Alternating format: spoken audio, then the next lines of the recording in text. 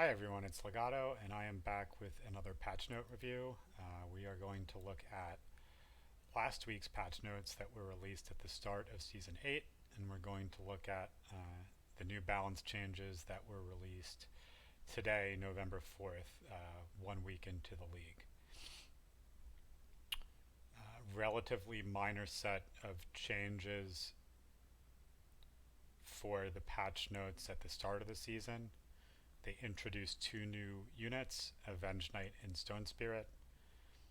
Avengers Night is a human knight, um, and the way that it works is if you win a round, you have persistent damage stacks that add up as long as Avengers Night is alive at the end of the round. It doesn't have an active ability. The way that it works is when it is attacked, it has a chance to counterattack um, immediately, and the counterattack has a 50% bonus lifesteal associated with it. Avengers Night is clearly a carry unit that you want to load items on, like Frantic Mask, Shadow Edge, just general melee carry units, as well as tank items like Ice Plate Mail, to keep Avengers Night alive, durable and alive, so that it starts to get the bonus damage to accumulate. One thing to note is now we have 3 human knights in the pool. So technically you could begin accumulating books of experience and potentially hit level 11 if you high roll in the early game and start to snowball by having Avengers Night continue to get accumulate damage stacks, and you continue to win rounds, and then you find your Dragon Knight, and combined with Argali, you start to accumulate XP books. The way that I've seen this unit used in ladder over the course of the last week is either like 6 Knight 4 Glacier, or 6 Knight 3 Dragon, so adding in Umbra and adding in Winter Chiropteran in addition to DK, and that's 8 units, and then as a 9th unit, if you add in Soul Reaper, that is 4 Agursis units. I've seen pretty decent success with that as well. Overall, I think this builds that rely on Avengers Night to be the carry are going to struggle to be consistent, just to the due to the nature of the knight composition in general. It's relatively tricky to start 2-starring all your knights, many of which are 3-cost units, and then also 3-star Avengers Night. It's not something that you frequently have enough gold to consistently pull off unless you have a big win streak going. So if you're playing kind of like a mid build where you're neither win streaking nor lose streaking, you accumulate some damage stacks here and there. Usually by the time you get to the late game, there are builds like 9 Warrior with the pure damage return, an Insect when you have a Venomancer with a Shadow Edge and a bunch of damage stacks, that the Knight composition in general just struggles to succeed against them. I've seen 2 or 3 games where a 3-star Avengers Night with Axe of Fury getting the 30% cleave. Is it 20% or 30%? I forget with Axe of Fury. I'll have to look that up. But basically getting Axe of Fury, several Frantic Masks, 3-star Avengers Night, still just get torn apart by insects. I've seen that 2 or 3 times now. So I think I think knights as a group continue to underperform. That's not necessarily saying that the piece itself is a problem, but as long as the synergy continues to underperform, it's going to be rough for Avengers Night builds to consistently hit top 3 in ladder when you're talking about high Rook and King games. The next piece that was re-added into the game is Stone Spirit. Um, Stone Spirit is both a spirit and a warrior. They changed the ability so that now it picks up the unit. Stone Spirit picks up the unit and throws it at another enemy or group of enemies, and all of the units in one radius of the unit that was thrown are stunned for 1.5 to 2.5 seconds. Um, this ability is definitely better than the old ability where you just threw the unit in the corner. Stunning multiple units is definitely superior. Um, Having Stone Spirit in the game is kind of nice because there are some builds that rely on one carry with all the items loaded on the one melee carry, um, protecting the range units. Uh, so if you're talking about like a defensive carry like Warpwood, now if you can throw them out of the way with Stone Spirit, there's situations in which the squishy, you know, 1100 HP or so hunter units behind the Warpwood are now exposed and can get focus fired. So previously the only real way to get Warpwood out of the way was Black Ice Lance, and now having a Stone Spirit is kind of nice as well. Um, so from a composition standpoint, Stone Spirit has pretty big changes to both warrior and spirit bonuses. So from a warrior perspective, it's yet another warrior added to the pool. So now if you add up the 1 cost, 2 cost, 3 cost warriors, there are 8 of them. So if you accumulate those, now you just need to hit 1 additional 4 cost warrior in order to have the 9 warrior synergy up and running. So you just have to hit Pirate, Doom, or Berserker. It's very unlikely that you're going to miss out on all 3 of them. You're going to get at least one of them if you're rolling down with your gold, let's say on turn 21 or 22. So Warrior was already one of the more consistent compositions, and in the first week of Season 8, I've seen it have even more success than I saw it have at the end of Season 7. And I think probably having Stone Spirit is a contributing factor to that.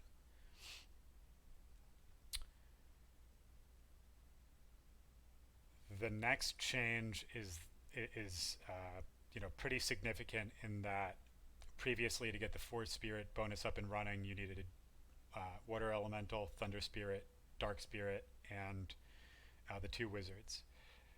So it was a 5-unit package, and it needed to have the one specific legendary 5-cost unit to pull it off.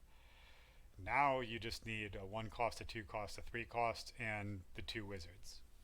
So it's much, if you're trying to get this composition up and running to counter something specific, like let's say a 3-star Abyssal Crawler or a 3-star Shadow Crawler, like a hard melee carry that their entire composition relies on to do the vast majority of the damage, it is now much more reliable to get it up and running.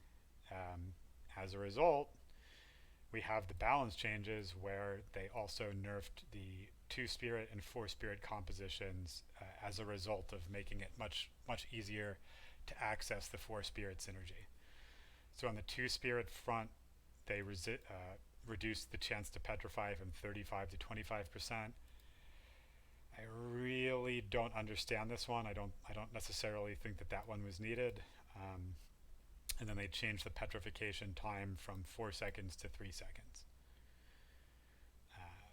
Even more significant on the 4 spirit side, they reduced it from 50 to 35, which is a pretty big nerf.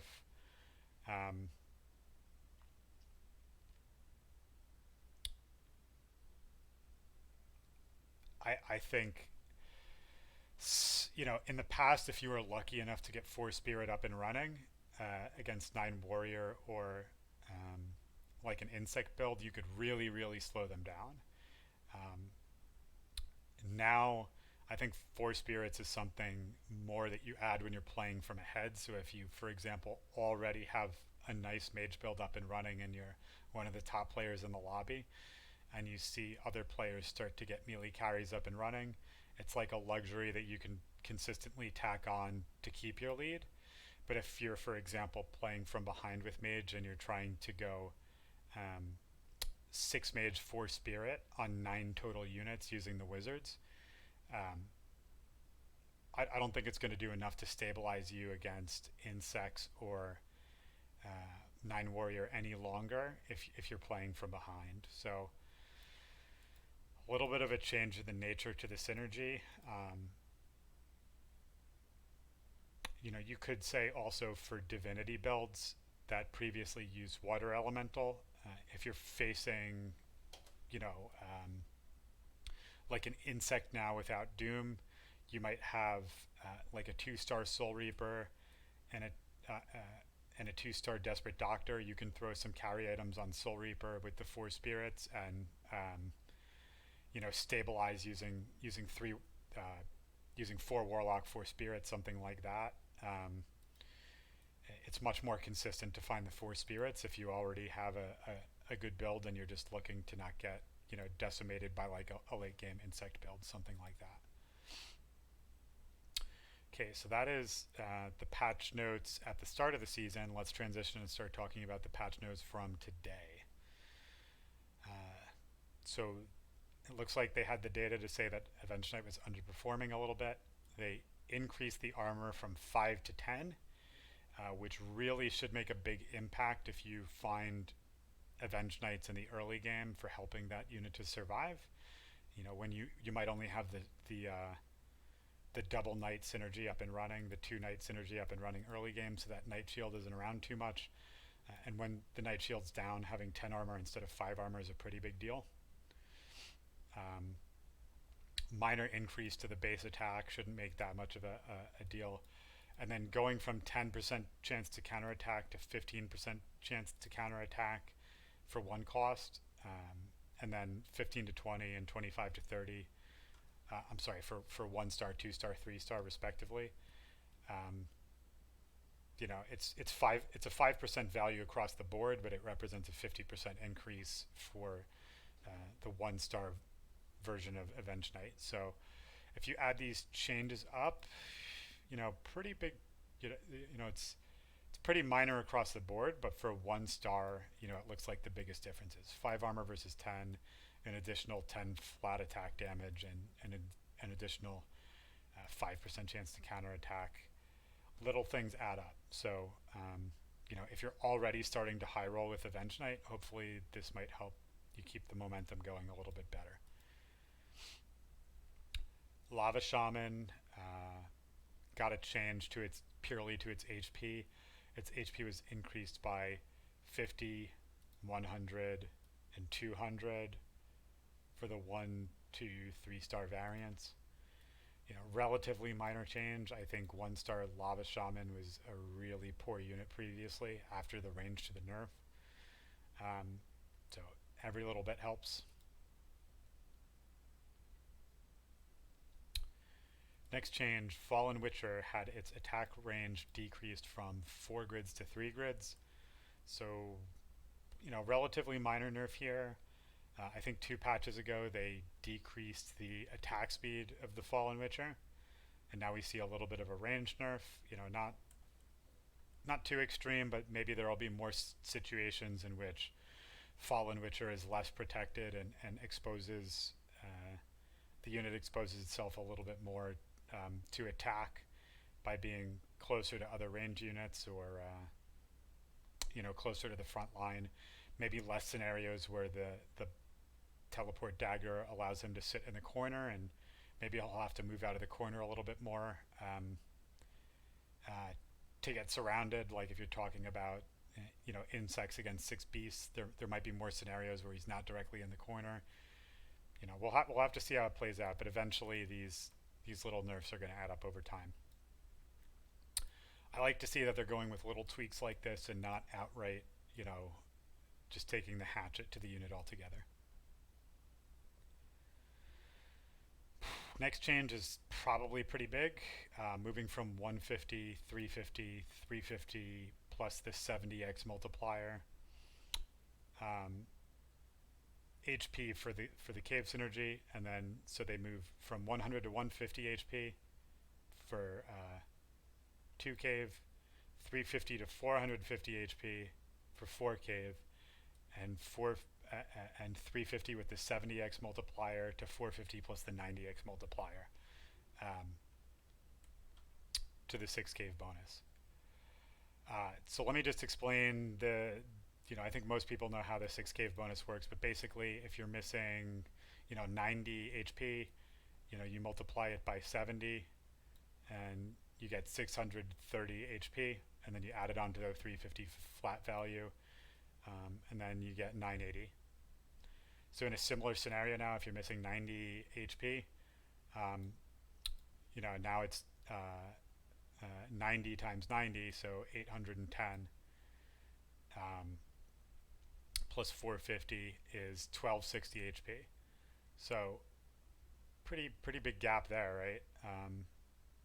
980 versus 1260, it's almost 300 full more HP to your entire army if you're on low HP. Pretty big difference. 6K was already really good against mage. Now if you get that full synergy up and running, wow, even better against mage when you're on low HP. Having an additional 300 flat damage added on makes a big difference against area of effect. I think the reason for these nerfs, if I had to guess, for these buffs, is after they moved Storm Shaman to a 5-cost unit, once that 6 cave 4 Shaman 4 Glacier build actually got up and running, it was quite strong. It's just that we did not see it very frequently because the build wasn't really strong enough to survive through the early and mid 20s, enough to the point where it could get to level 10 and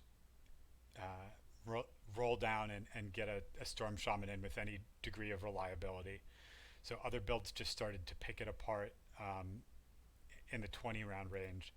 I think the build was actually pretty strong, having the 4 cave units, let's say a Gursus Ranger, let's say Umbra, so 3 Hunter, 2 Agursus, 4 cave, was really strong rounds 11 through 19. It was still a really strong comp. It just fell off in the mid game to the point where you never really saw that 6 cave bonus any longer in the late game. So my guess is they tried to buff the mid game even more with 450 HP, and then once you actually got the build up and running, more of an incentive for people to kind of try to shoot for the moon and get the build up and running, because it's even stronger. You're rewarded even more strongly if you do get that 6 cave bonus up and running.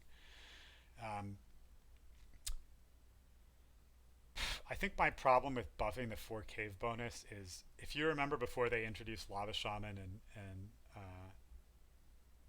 into the game, the only way to get the 4 cave bonus up and running was to have Storm Shaman back when it was a 4 cost and the 2 wizards. So you had a 5 unit package needing 2 different 4 cost units, Grim Touch and before Soul Devourer was added, you needed both Grim Touch and Storm Shaman. So 5 unit package needing 2 specific 4 cost units. Now Red Axe is a 1 cost, and then you have the 3 2 cost caves, and it's very, very easy to get this synergy up and running.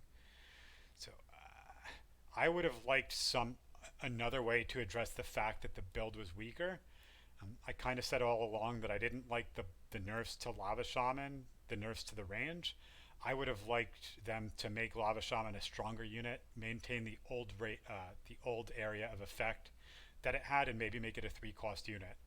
And that would make it still, relatively easy to get this 4 cave bonus up and running. But I think I would have liked to have seen, a different approach to this. I might have a little bit of a different perspective because I play, solo at a pretty high level, but I also play duo at a pretty high level. And in duo, a lot of the times, if you get 4 cave up and running, rounds you could see it round 2, you could see it round 3, you could see it round 4. But if you get up and running before round 6 in duo, you've got a major advantage, because you have 2 more units on the board that are being shared and are enjoying this bonus. And a lot of times, even if you just have 1-star units, if they're all getting an additional 350 HP, you could frequently beat uh, enemy compositions that had 2-star units, that sort of thing. So you could have a very high power level while having a very minimal investment due to how strong the 4 cave synergy is as you start to add more units onto the board. So going from 350 to 450, it's not unrealistic to see a 4 cave bonus on turn 3. And now just slapping 450 HP on, to put it in perspective, Dwarf Sniper already only has 450 HP as a 1-star unit. So you're just doubling the HP of every single unit for something that's that easy to access. I don't love it.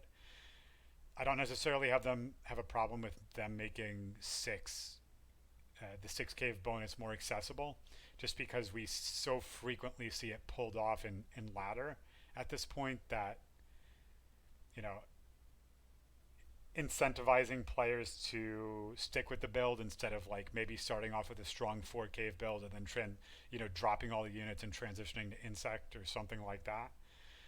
Creating a stronger incentive to stick with the build. I'm fine with that, but I'm not in love with the specifically the 4 cave buff here.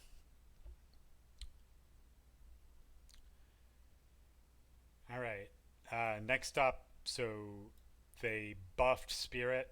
It was previously nerfed from 4 seconds to 3 seconds at the beginning of the season, and now they split the difference and moved it from 3 seconds to 3.5 seconds. So I guess it's like a 1/6 buff, so 16 and change percent buff to the duration is,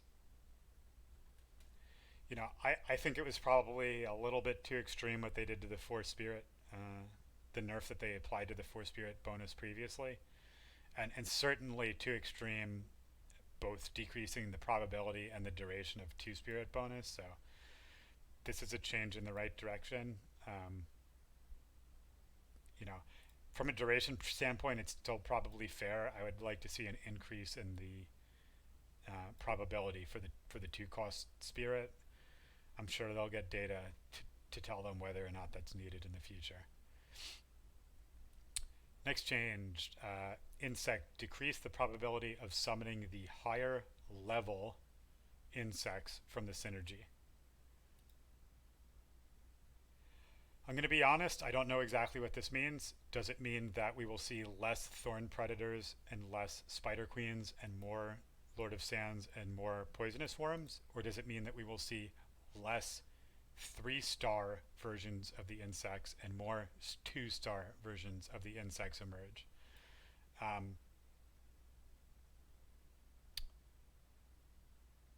They also don't tell us how much the probability is decreased. So is it a 5% decrease? Is it a 10%, a 20%? Makes a really big difference what the scale of the change is and exactly what they're talking about here. So let's talk about 2 insect first. What does this mean for 2 insect? If it means that we're seeing less 3-star insects, I think there's obvious implications for builds that are going to go 4 insects, but builds that go 2 insects, like for example the 6 beast build, sometimes we see players, we see the 6 beasts, then we see Fallen Witcher, which is a 7th unit, then we see Taboo Witcher, which is the 8th unit, and then the 9th unit's kind of a flex position. Sometimes players put in a Warlock like Soul Reaper, Dark Spirit, or